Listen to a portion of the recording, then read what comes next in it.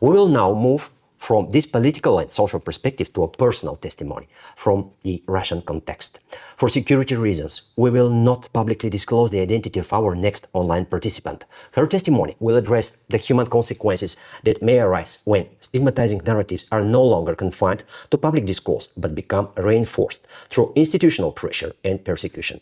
Thank you for joining us. The floor is yours. I'm here to share my personal story, the circumstances that forced me to leave my country of origin, and the reasons why I was strongly advised not to return.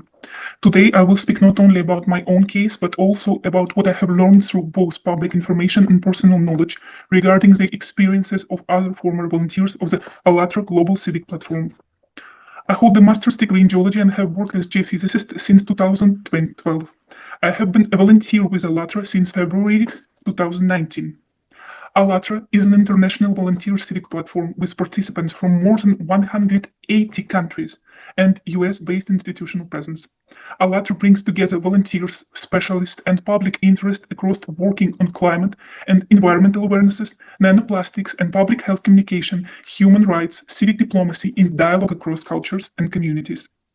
My work within ALLATRA involved analyzing scientific climate data, writing analytical articles, preparing presentations, and organizing scientific conferences. All of this was done on a voluntarily basis in fully compliance with the constitution of my homeland. Our scientific work was based on research from leading global institutions and independent scientific sources.